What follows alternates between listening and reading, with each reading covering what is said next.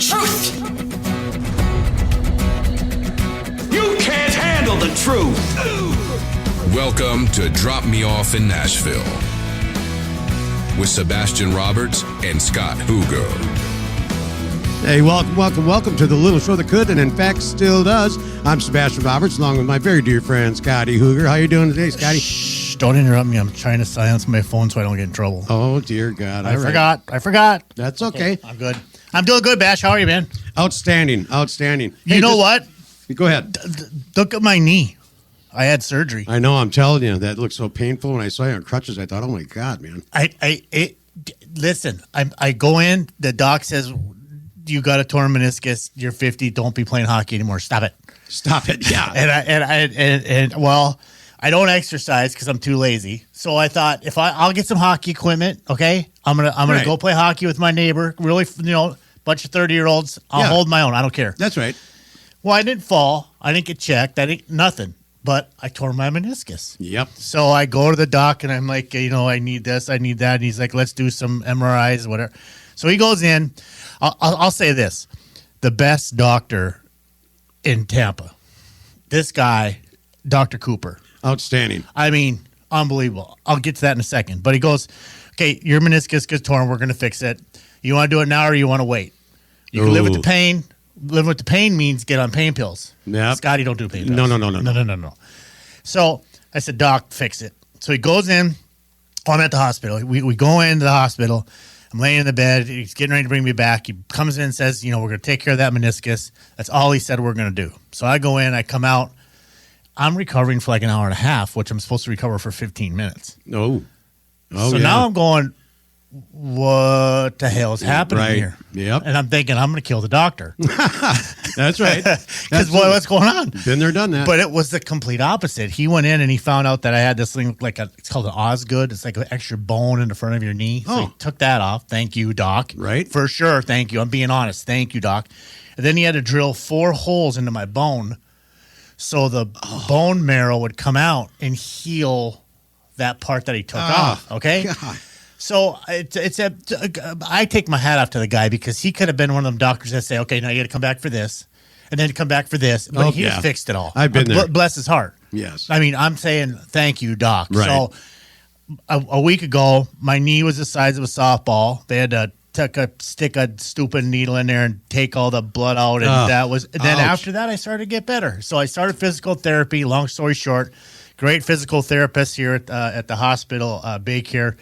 And I'm on the road to recovery, but I'm glad we made it. We were supposed to do this a couple days ago, and bless your heart, thank you for helping me and push it back because it's been rough. Oh yeah, it has. And I've been through surgery myself on my arm. I went through all that nonsense, and they did just the opposite for me. I had 27 surgeries on that thing. Bash. Yeah, so there's 2 6-inch plates, 14 bolts. I mean, it's just, So getting out of Minnesota was probably the best thing for you because of the winters and everything else. I mean, that thing probably just ate. Yes, because I still have metal in there, and the cold just hurts so bad. Well, hey, before we get started, let's. I got to back up just a minute. So last week I interviewed. We had Tommy Two-Tone on the show. It's a Pepsi. That's right. I know. We had Tommy Two-Tone on the show, and Scotty. I was in the heat of the moment, and we started getting just a babbling, and I wasn't even thinking, right? And the guy that I mentioned last week, that is not the guy that introduced me all over Nashville and to Tommy. It was you. And I thought, oh, man, that was really crappy of me. So. I don't think it was crappy. I think it was just... You two were like 2 kids in a candy store. I mean, I never heard such a fun interview in my life. That was awesome. It was really fun. Awesome. It was fun. I just had to straighten that out. Not cool, man. That wasn't accurate. And so now this week. Well, this is kind of cool. Listen to this title. Neon Noise, The Rise of Broadway. There's one guy that we have to talk about, and his name is Steve Smith. I know you've met him before. He was the owner of Tootsie's. Right.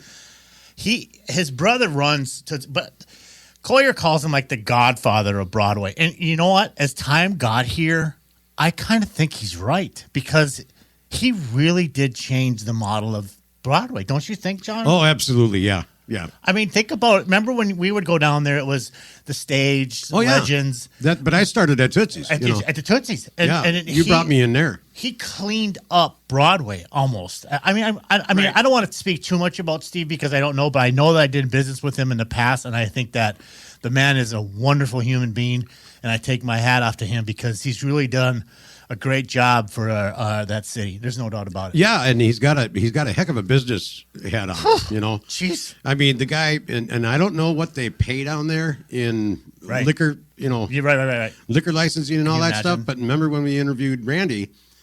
Randy said that they're tens of thousands of dollars a month. Imagine. Yeah. Well, it makes sense in why it's you want to go. What's wrong with these bar owners charging so much for a beer? But honestly, they have to charge that much. That's because it's getting so outrageous. Yeah, the taxes and the government. We're not going to get into politics, but I'm just saying. No. The taxes, come on. Nashville, you have a great thing going with Broadway. You bring in 18.5 million people a year.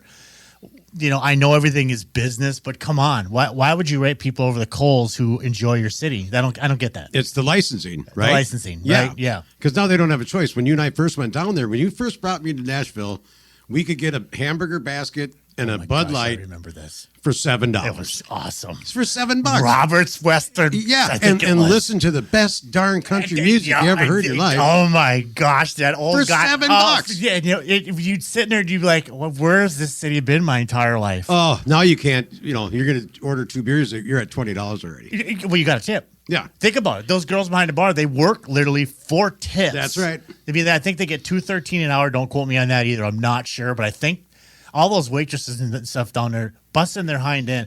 I remember I was at one meeting. I'm not going to say the bar it was at, and I'm not going to say who said it, but I will tell you this. I was in a very, very important meeting, and the manager of the bar walked into this room where there was countless amount of servers, waitresses, and bartenders in there, and he had a stack of applications in his hand, and he was flipping it like he was flipping his wrist. Right. And the applications would wave like a fan.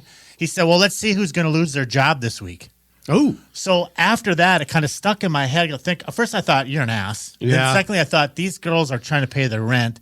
But it made sense to me why they were practically crawling over the bar when you walked in to sell you a beer because they were scared to lose their job. Yep. Sad. And that was just so cool. It was one of the coolest things about Broadway, Right. And when we go back in time, to the 50s and look at that, we're looking you at imagine Tennessee Ernie Ford. Oh my God, Marty legend. Robbins, Scotty. I went to his gravesite. The first time I went to Nashville, I went to his gravesite, Marty Robbins, and it had race cars on it. His. Yeah. I think I brought you. Yeah, you did. I don't know what it was about Marty Robbins. Maybe it was his voice. Maybe it was just because he was in the race cars. I don't know what it was, but I just thought that guy had his own thing that everybody just admired. Right. And speaking of them, those guys, Little Jimmy. Oh, your friend. Little Jimmy Dickens. Your friend. Was a complete accident. I just ran into that. I didn't know who that was. But I never, you guys, okay, we repeat ourselves a lot, but I got to say this. That's all right. Music City Bar. Again, Yeah. they have a plaque, a chair, a shrine up in the wall for Little Jimmy Dickens. And I used to see him almost every Friday. I've even flown in there just to see him, I know you did. I remember that. Before his show at the Opry. What's those green cigarettes with the menthol? Is that what they are? Yeah, those Is that are what menthols. he would smoke? Yeah. He would smoke that and have a drink. One. Yeah, and then he'd go to work. Yep, that's it. Yeah. What a gentleman. And those guys back in the 50s, Johnny Cash was down there then. And Hank Snow and George Jones. Snow. Oh, my Hank God. Snow. You know who else is great when you bring up George Jones? Is their daughter. Georgette? Yeah. She's just out doing it. Her mom was Tammy Wynette, and you have your dad as George Jones. And she's just out doing it. She's still playing. She sounds great. She's going to do a duet with Ashley Lynn with me. Oh. Not me. My artist, Ashley Lynn, is going to do a duet with George Jones. Her husband, Jamie, approved it all, which I think is mind-blowing. Yeah, I can't be more grateful for that. We're talking about, like I said, Georgette Jones and Tammy Wynette's daughter. That's huge. Yeah, it's really big. Yeah. I can't even imagine that. I'm excited for that. That'd be cool. Yeah. The 50s, talk about, remember when we were talking with little Jimmy and he said, You know, recording today is nothing like it was when we recorded. We went in the studio, and what was it? What did you call it? A reel to reel? Yeah, analog, reel to reel. Yeah. What is analog? What is that? There wasn't any of the Pro Tools and digital anything. Okay. Everything was done on reel to reel. Gotcha. And then that would, I believe, get transferred to wax. To records, my gosh. record players and things. So that's why they had to do it in one take then. So they couldn't keep coming back and fixing you couldn't fix stuff. Paste, copy, none of that. No, and when they got into cassette tapes, then you were able to do what we used to call ping pong. Ping pong. Yeah, so you had a 4-track. Okay. But you could ping pong over the 4 and get an 8-track out of it. But every time you did that, you lost a little bit of quality. You just know more. Hey, Mark at studio. Mark, are you available? I'm here, guys. Say, what is that like now today, having like this? I mean, you're digital everything. Can you imagine working in this analog thing? Yeah, we're spoiled today because, you guys were just talking about analog and Sebastian mentioned ping ponging. So, back then you take 3 tracks, mix it down to the 4th track to open up the other 3 tracks. And like you said, you lose quality. Well, nowadays we'll use 16 tracks just for drums. We'll separate out. Yeah. Wow. Every Think about what you just said. Oh, yeah. Yeah. Well, when we were at Omni, that was a 42-channel board. That was 42 channel. Yeah. See, I've heard about it once, and it was Ronnie Dunn. He sang a song one time through. You sang it, John, one time through on one of your songs. Mark, in any history that you've had in this studio, if you had a singer come in here and sing a song straight through and you go, we got it? No, not so much. I have had people do commercials kind of like that, but I'm one of those that I'll do more takes anyways, just because I like to have some insurance. Yeah, which makes sense. Yeah, absolutely. Insurance. Yeah. That's a good way to say it. And I need backup. I need some kind of insurance. And it's very handy to have all that. Yeah.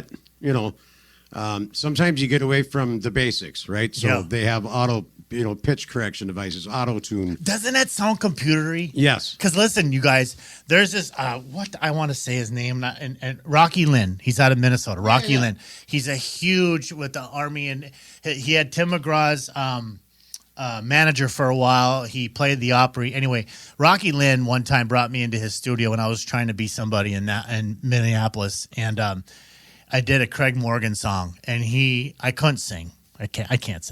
That's not me. I could do karaoke, but I can't sell a song. Let's be honest. And that's okay. I'm good with that. I got a good living doing what I'm doing.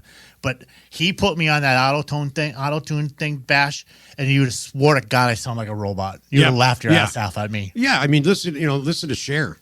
It's very computerized. Yeah. But she can pull it off. Yeah, I'm not picking on her because it's just the way of the future, right? You just sure. I mean, but I came off like just an ass. So you talk about going all the way back to the 50s with music and the rise of Broadway, what this episode is about. I think the best example you could have gave was little Jimmy Dickens. Yeah, and from the 50s, I mean, we'll get into the 60s and all that stuff in another episode. But when we get to the 90s, in 1990, Garth Brooks, he came out with, what was that, Scotty? His first single, I'm much too young to feel this damn old. Is that what it was? Yes, sir. Yeah. And, that was 1990, and that changed literally the face of country music, y'all, because the 90s saw everybody. George Strait, Toby Keith, Deanna Carter, Leon Rimes, Brooks and Dunn. Clint Black, Travis Tritt, Tracy Lawrence, my favorite. Love Tracy Lawrence. Friends in Low Places came out in 1990. Reba McEntire, Diamond Rio, the Lone Star. There's just, the list goes on, man. Did some of the best. Shania Twain, I think she signed in 1991, if I remember correctly. And Faith Hill was out in 93. Martina McBride, you know Martina McBride? Yeah. That big independent. She used to sell T-shirts for Garth on tour. And her husband worked for Garth. I don't know what he did, but he did something pretty high up. Super nice guy. Right. Anyway, but it's just, excuse me, sir. I don't remember your name, but and just shame on me. But Martina used to work for Garth, and then she got her own deal. See, isn't that something? It's just how it works. I think Garth honestly had a lot to do with changing country music that we have today. So some people hate it, and some people love it. Yeah, the old school 3-4 time guys, Jamie. Yeah. I'm sure he likes Garth, but Jamie's more the 3-4 time country, older style, older cat. Yeah. But the new ones now, honestly, sometimes you guys, I can turn on a radio and I can't tell anybody apart. You know, You can't tell them apart. it's so hard. You can't tell them apart. I had a conversation with Lane Gillen, a friend of mine, been a friend for years. Today, actually, he called me and we were talking about that very thing. They have this thing in Minnesota called We Fest. Oh, yeah. Have you ever Yep. been? Yeah. And he said that he was thinking about going, but the only one that he wanted to see was Cody Johnson. Oh, So I thought I'm going to pull up the names on We Fest and see who's playing. I think I recognize 4 of the names. oh, no kidding. See what I mean? And then I went, let's check the ticket sales, $1,600 for a VIP. Oh, no. And I didn't get it. And shame on me maybe for being ignorant and not knowing what's on today's radio. But I've always was taught if you're working with an artist, do not turn on the radio. Find your own sound. And if it makes it, it's going to make it. Right. Don't copy. Yeah, no. Don't copy. No. It's already been done. It's already been done. So you ain't going to win anyway. So let's talk about a couple of things that there are in Nashville. We want to touch base on a couple of these. I know we do, right? Yeah. So Hideaway Farms, what was the place that you took me out there? Johnny Cash's Oh, let's place. do a commercial. Yeah, let's do a live one. Yeah, Wanna? we can do it right now. Let's do it. Okay, Absolutely. go ahead. Let's talk about this. Yeah, let's talk about it because Hideaway. This is cool. Hideaway Farms, y'all, is out there in Tennessee, Nashville, Dixon. Dixon, Yep. Tennessee. Yeah, and Remember when we went there? I do. That was so flippin' fun. We went through this gate. Yes. There was a big pond on the left when you went in. Then there's that beautiful cabin that Johnny has. And the Cadillac. That one piece at a time One Cadillac. piece. There's actually, y'all, there is a Cadillac. Yeah, it's in the video. That he built one piece at a time. Yeah, And cool. it's all from all kinds of different Cadillac years, you know. Yes. And remember, we when you went in the house, you guys, there's nothing fancy about this. The No. property is fancy. It's beautiful property. Beautiful. But Yeah. the cabin was it was a cabin. Yes. And that was his sanctuary. I guess his accountant, don't quote me on the story, but the last time I was there about 6 months ago, and they were walking me, Brian and Sally were walking me around and showing me, and they were telling me, they said, the accountant bought the house with Johnny's money, stole it. Oh. And then Johnny found out about it and went there and took his house back and said, well, this is a nice cabin. I'm going to keep it. Oh. And I don't know what he did with the guy. I don't know if he sued him, put him in Right, jail, or just right. told him he probably just told him to go on his merry way, and he's lucky he doesn't go to prison. I don't know. Absolutely, I have yes. no idea. But Yes. like Johnny Cash, that's probably what he did. That's But- probably how he punished him. But that's an affordable day out, you know. You know, you could go up there. Dixon is 42 miles from Nashville. Right. Okay. You go to what's called the Storytellers Museum first. That's where you start. I think the town is called Bonavicta, Bonaq something. You can look it up. It's super cool. Yeah. But you'll start there. They'll do a little history with you, and then we got in the truck and we went over to Johnny's. And That was remember, so amazing. Man, he was putting his jacket on you, and Johnny's jacket. You're sitting in his black chair. Yeah. He gave you like the VIP treatment. It was just crazy cool, man. The car, by far, to me, was just like, oh my God, Yeah. you know. And I saw too that he has all the room keys he ever stayed in. He kept. Huh. So there's this. Do you remember that? Then there's this Yes. big box of all the I room do keys. know. That Yeah. that it was an actual key that you would actually a key like you'd Yeah. use for your house, not Yes. like a credit card looking key. Meg Yeah. locks, yeah. So anyway, you guys, if you're gonna go anywhere in Nashville and you want to have a good afternoon, about 3-4 hours, there's a cemetery out there. There's a Yes. beautiful property.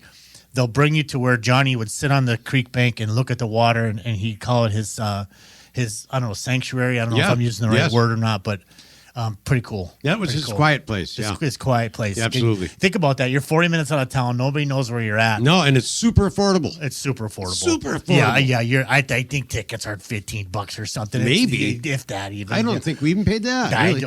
I don't know. That was fantastic. But it was cool. But listen, that's our commercial for these guys because Brian and Sally, the owners of that place, are amazing people. And thanks for having us out there, you guys.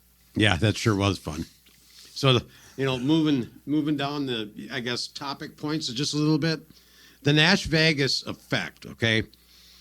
Now, we know it's a necessary, not an evil, but it's a necessary thing, the Nash Vegas thing, because let's face it, that's where artists get started, and that's where the money is, basically. Yeah, I think the thing about it is I think everybody went. We have a city that had a bunch of character, this thing called Nashville, where there were 6 bars that were cool. Now it's more Vegas. It's all business.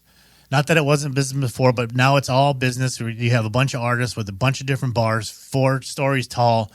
There's so many people you can barely walk down the street. It doesn't matter if it's Monday, Sunday, or Friday night. Right. And it's just turned into Vegas. It's really just become a big business. It's just business. Yep. Yes, it's the Las Vegas of country music. It's just Las Vegas of country music. Yes, absolutely. Yep. There's no doubt. You get the bachelor parties down there. They have pedal taverns going up and down. There's party buses.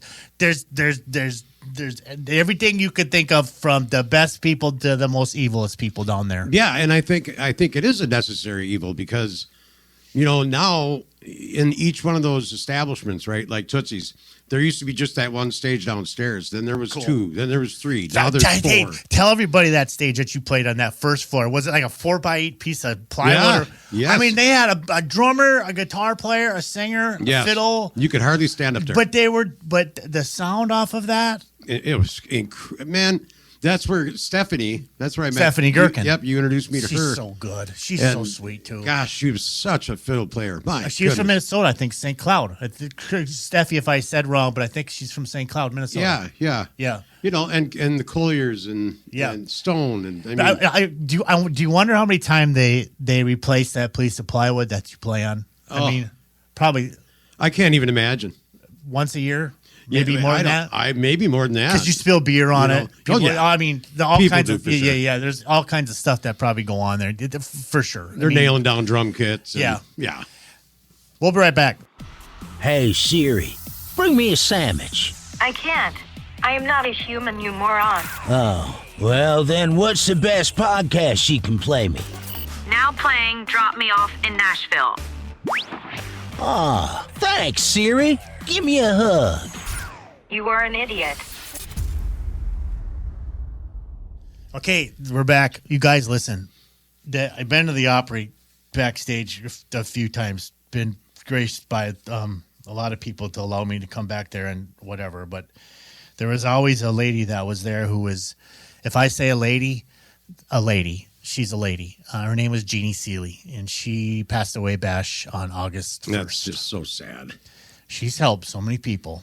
And when she did pass, I looked online, and everybody from the most famous celebrity to the most common man or woman in the world had anything but nice to say about Jeannie Seeley. Yes. She was probably 95 pounds soaking wet, but what a voice on her. She played the Opry 5,300 times. Holy smokes. Wow. Talk about a dedicated woman to the Grand Ole Opry. 5,000. Her breakout was in 1966 with a hit called Don't Touch Me. You guys look it up, play it. Give her a like. Wow. Listen to it on whatever it is. Get some money coming into the family. Not that she needs it, but it would just show how much we love her. She was she earned Grammys for Best Female Country Vocal Performance. Just amazing. They used to call her Miss Country Soul. Can you imagine having that moniker? Wow. I'm Miss Country Soul. Oh, man.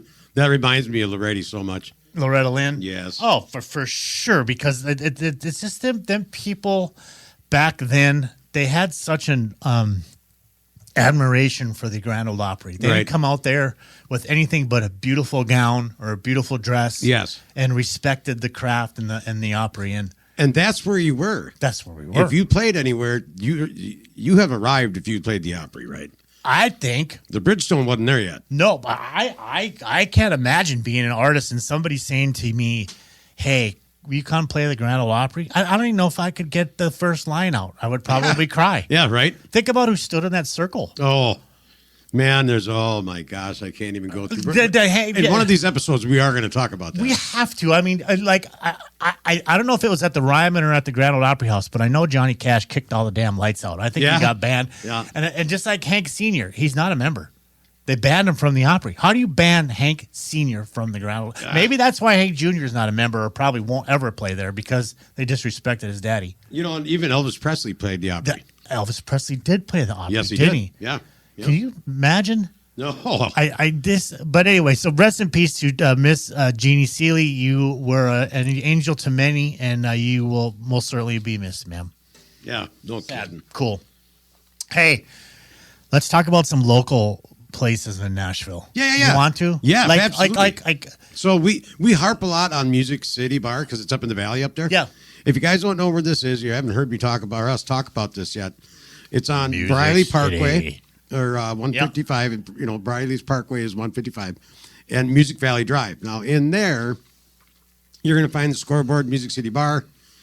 Nashville Palace. The Nashville Palace. It's like a The hidden, Troubadour. It's a hidden little gem, you know. It's that Rodney Collins bought this from a friend of ours a few years ago. I don't remember how long ago, but he almost doubled it in size. He cut out smoking in the bar. Thank you. Right. And he cleaned everything up to his standards. And it's by far, if you like country music, Yes, I mean country music, that's a fact. you're going to see George Jones, steel guitar player, sitting up on that Yes. stage. You're going to see anybody you could. Well, they'll tell you guys when you guys go there and visit his bar, Music City Bar and Grill. They'll say this is who's playing with me, and you'll be sitting in the room with some of the best musicians in the world who's played with some of the best With your jaw artists, on the floor. listening to them play Yeah. their licks on that stage. Yeah, your jaw hit the floor. The sound system is great in there. The food is good It in is. there. He's got a great little menu. It's nothing fancy. It's perfect. And- I see people order food all the time. And John A's used to be our favorite little John spot. Hayes was it?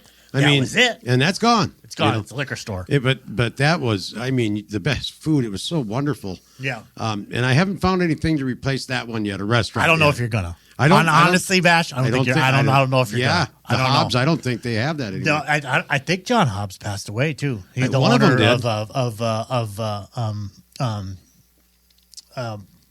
what were we just talking about? I just had a brain fart. I'm sorry. No, that's right. Music City. Yeah.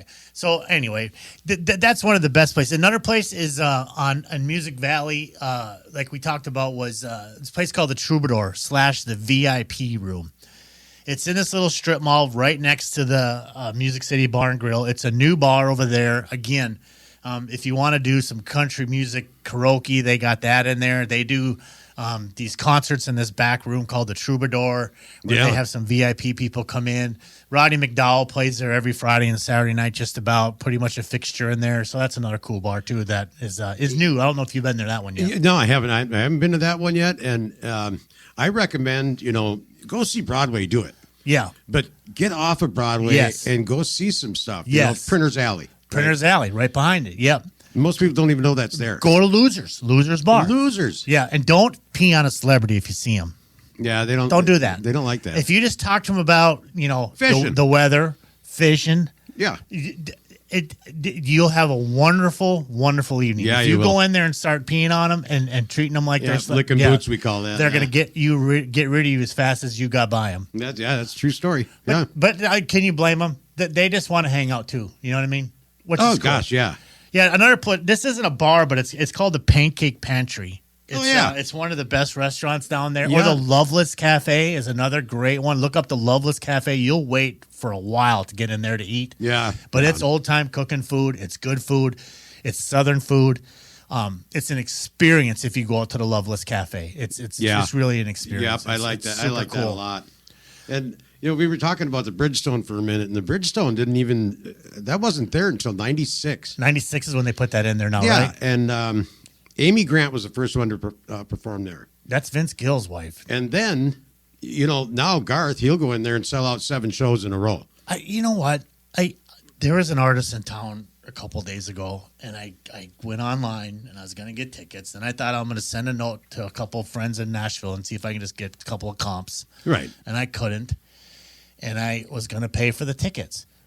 I'm not going to say who the artist is, Right. but it wasn't sold out, and there was a lot of seats left, Oh. and there were almost $400 for 2 tickets. Oh, I haven't even parked the car yet. See? I didn't buy a beer yet. no. I didn't go to dinner yet. That's just unaffordable. And Garth made it so affordable. When you took me to that show, Y'all, if you haven't seen Garth Brooks live, I'm going to tell you right now. I had to beg you to go. I know. I didn't want to go. Well, you were hurt though. You broke your leg. Yeah, my so leg you were was hurt. broken And then then. you, to go down Fifth Avenue by the Ryman there, Yeah. walk down that hill, Yeah. you're thinking this ain't gonna work. Oh, but, no. But you troopered it out. Oh, that was so. Remember, we took Artie Skull with us. Yep. Artie, my cousin Artie. We'll talk about him in another episode too. Artie and Lonnie Yeah. and Allie. I want to interview them in Nashville. They're amazing. Oh, amazing. we will be doing yeah, that. They're such a good band. Yeah. But anyway, we were eighth row at Garth. Yeah. And what you guys, what an entertainer. I've never seen anything like that in my life, and I've been around a little bit. I mean, seriously. We went to Steven Tyler, Aerosmith, and Oh, yeah. remember we took the limo in Minneapolis that time. Yep. Yeah, that And was I- a good show too. I've seen Motley Crue, and I've Yeah. seen just a ton of people, you Right. know. And Garth will play until you're tired and exhausted. You want to go home because you had enough. Yeah, you had it. Yeah, It's and, too much. And I think his tickets were like $75. Yeah. And it didn't matter if you're in the front row or you're in the last row. It was $75. That's right. But I'm going to go down here and watch another artist that I used to just adore and love. Bought every one of this person's albums, and it was going to be $400 for me and my wife to go, and you couldn't even sell it out. Something's wrong here? Yeah. Right? And that's what it is. It's you Something's know, wrong. Price gouging a little bit. And these promoters, the artist probably says, "Give me $500,000," right? So then the promoters start counting the seats, and then they start overpricing because the promoter Right. wants their money back. Yeah, of course they do. But it looks bad, like it's the artist's fault. Yeah, I know it. Yeah. But I don't know. It's a catch-22, and I get everything is business, and I get everything costs money, and I get it. But honestly, if I'm going to pay $400, I could buy his whole catalog and play every song over and over again in my house. So the economics of it, who's making the money? Who's making the money? And who's getting pushed out? Who is getting pushed out? You know, right? Who's getting pushed out? Because, you know, this is about, you know, the business nowadays is how many, you know, likes you can get on TikTok or Instagram or, you know. Side note. You know? Side note. Yeah. I think our TikTok has over 5,000, Yeah. and I think our Instagram has like 6,000 followers. And we just started. And we just started. Yeah. So I don't know if that means anything, and if it does, I don't know what we do with it. I don't know. So if anybody out there who's smarter than us can help us, Yeah, right? Yeah. we'll Yeah. probably do something with it, but we don't know what. Yeah, that's right. Yeah. Or we'll help you because we're good at co-branding. Well, whatever. Yeah, but see, that's what I think. That's what it is, because all these, you know, I think record labels now. Correct me if I'm wrong, but they want you to have your own fan base before they ever talk to you. Isn't that weird? I mean, I had an AR guy out of LA tell me a couple weeks ago. He said, everybody has an opinion why and what they're looking for, what they're not looking for. But honestly, at the end of the day, he said, if an artist can run a business and maintain salaries for the next 3 to 4 years, that's who we look at. You could sell enough product, you could sell enough seats that I can keep that artist can keep 6 different people on a salary for the next 4 to 5 years. They want to know that they're business people. Like I told Ashley Lynn, I said, I know you're the front singer, I know you're the lead singer, but I also need you to know how to put the lights up. I also need you to know how to sweep the stage Right. before everybody comes on and what that takes, and appreciate that person who's doing that for you. Right. And I also need you to be able to fire the lead guitar player if he's an ass. yeah, yeah. So you have to be the boss. And if you don't know how to be a boss, take a business class so you can figure that out. But it's music business. Absolutely, yeah. It is a business. You ran a business. Your business was ran very tight. You didn't put up with nonsense, which was cool. So is Broadway, the rite of passage, so to speak, and For new artists? For new or is artists. it just a distraction? there's a distraction. It depends. I think on what you do. If you for sure. if you believe in you, then you can go out and sell 5,000 records. You've got to believe in you. But if you're not willing to go out there and sell 5,000 records, Hey, it's not going to happen come for on. you. If you're going to go to Nashville and you just want to make a CD and bring it back to your hometown and sell them, my hat's off to you, because that's probably a better business plan. Right? Because you'll do well. Yeah. And you'll probably start to make $2,000, $3,000 a show. You'll start to get invited to these big music festivals Right. around in your city or your area because your name will be known. You'll have a great local agent. But honestly, Nashville and Broadway, I remember this. Do you remember Isaac Matthews? Absolutely. Oh, my gosh. He is for sure. so good. Absolutely. You should hear him today. He is fantastic. I haven't heard that name in a long time. Wow. Isaac, oh my gosh, he has become his own. He's fantastic. I always would think, that was just a side note. I used to think like an airplane. The airplane comes in, you land on Broadway, You learn how to hold complete strangers in the palm of your hand. You learn your craft, and then you get out of there and you go up to Music Growth and you start your career. That's right. You learn. But some people get hung up in the money, like Randy was saying. Remember, he's got artists making six figures, $100,000. You know, that ain't a bad gig either. Or they trip over themselves. That's it. Yeah, for sure. So I don't know. Nashville has just become different. Is the neon noise and the rise of Broadway, and it's different. Is it better? Probably for some. Is it worse? Probably for some. Right. The locals. I have to agree with that. Yeah. The locals probably don't go, and the tourists can't wait to get there. And there's a lot more competition down there now because if you think you're a singer, walk down Broadway. Holy crap! Because now there's 5 times the artists playing at any given moment than there was when I first got down there with you. Right. Well, I think that might what's discourage people. You get down there and all of a sudden you go, oh my gosh, I can't compete with that guy. But remember, you probably can't compete with that guy right now or that girl right now. Yeah. Learn this stuff. But learn. Watch that person and take what they have and figure out how to make it better or make yourself better. And you will. It just takes time. Everything takes time. Yeah, absolutely. Yeah.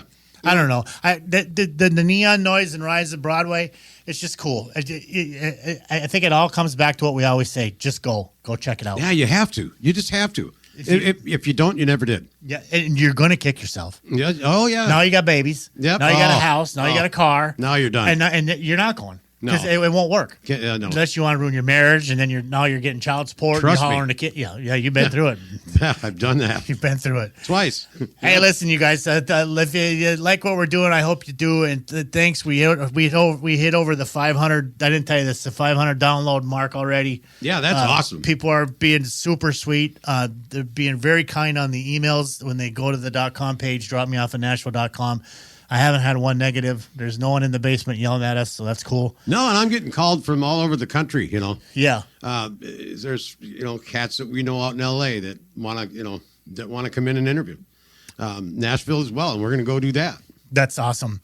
Let's do one more of these commercials live, and then let's see where this happens with this, because I think doing these live like this just gives it a different feel. You want to talk about Loretta Lynn? I can. Yeah, sure. You want to do that? Yeah, absolutely. Because you have a unique story about Loretta. This is kind of like a live commercial, guys, but we don't follow the rules. We don't do everything by 30 seconds or 60. We're just going to talk till we're done talking about Loretta. And Loretta Lynn's place, you brought me out there, and y'all, that is amazing to tour and see. The coal mine. There's where her daddy worked. Yeah, there's like a replica of it. Yeah, it's a replica. Yep. Of it. It's so educational. Replica of her house that she lived in Kentucky is there. Yeah, and her museum. It was a plantation. Yeah, the museum is there, and then you could literally go through her house. It's about an hour out of town. Remember the kitchen? Remember we would go there? Talk about the kitchen, that buffet they had. Oh God! Oh, you mean the restaurant? Yeah. Oh my God! Is that food? That's Southern cooking right there. That's Southern cooking. And then Loretta's over the speakers while you're eating. The whole time they're playing her music. And they have all this memorabilia of her in there. And there's her recipes, right? It's all her recipes. And it says literally on the street sign, Loretta Lynn's Kitchen. You can't miss it. It's a big, huge yellow sign. Go in there. Check it out. She owns her own post office. I think she owns her own because of Hurricane Mills. She did, yeah. Yep. So we know that her and her family all are buried on the property somewhere, but it's private, you guys. You're never going to be able to go. And good for them for doing that for their family. Yeah. I mean, she shared her whole life in the public eye. Let her rest in peace. And it's so worth it to see it, you guys. You literally go through her house. That's in the Coal Miner's Daughters movie. They bring you there, and you go through Matter of fact, you guys, my pastor and I got on a couple of Harleys. Oh my gosh, I remember this. And we went out there, and a buddy at work had borrowed me his Fat Boy, and my pastor and I rode out there, and he baptized me right on Loretta's property in that river. That's pretty cool. It was incredible. It was a Sunday. It was closed. That was pretty cool. They let us in there. Yeah, and that's pretty special. It was super neat. Because that river that goes right through the front of her house is picturesque. I mean, oh yeah, it's absolutely gorgeous. When she did die after the funeral, the hearse drove down that road in front of her house between that and the river. And there's a couple shots of that. It put goosebumps on my back because I thought, what an honor to Loretta, the house that she built. Yeah, right. Yeah. I shouldn't say that she built, that the fans built for her. Well, that's right. Yeah. And her tour bus is there. And her tour bus is there. You can go through it. In the museum, with Conway Twitty stuff in there. Conway. What an honor to Conway. God, did they sing well together. You remember all the Tweety Bird stuff in there? All the Tweety Bird. Yeah. But what a woman. Yeah, she was. I remember I was there one time, and their tour bus driver was there, and I was with a guy who drove bus, David Pell. Oh, yeah. Cracker Dave was with me. And those two started talking about tours, and they talked like they were the bestest friends for a long time. But anyway, he was telling a story about how Loretta had this mug down in her gift shop. And when she came down, she picked it up, and she looked at the bottom, she said, don't quote me again, but I'm just kind of paraphrasing. That's $20. We're not selling anything in this gift shop for $20. Yeah, yeah. We don't need that. Well, Loretta, it doesn't matter. It's my gift shop. It's my name. I understand what you're doing, but we don't do that here. She's such a darling. That's the kind of angel Loretta Lynn was. So if you're paying for something out there, you guys, it's because it's the right price and it's dictated by Loretta and it's not overpriced. That's right. It's what she's done. Loretta Lynn's place. It's called Loretta Lynn's Ranch. Look it up online. I think it's a .net, not a .com. Yeah, check it out. Loretta Lynn Ranch and Museum. And then the Loretta Lynn's Kitchen. It's an hour drive. Worth it. It's an hour drive out of Nashville. You will bring home some memories that you can't imagine. Absolutely, man. You really were. So next week I want to do this show. Let me know what you think of this. Okay, ready? Yeah. Okay. If it's dumb, tell me. Okay. I thought we'd call it the gatekeepers who really picks the stars. The gatekeeper? What do you think? Yeah, like the gatekeeper. Who really picks these people? Yep, I like it. Is it some high school? Is it some or intern that just got out of college? Or is it who's doing it? I think it's important. I think we should talk about it. I think people are going to like that one. I think we're going to tell you. Like, subscribe, be good to one another, and thanks everybody for listening. We'll see you. Thanks for joining Sebastian and Scott. Don't forget to like and subscribe to join the Drop Me Off in Nashville family. Engineering and production provided by Podcast Production Music. Well, Nashville, can't thank you enough for all the time. Y'all come back now. Here?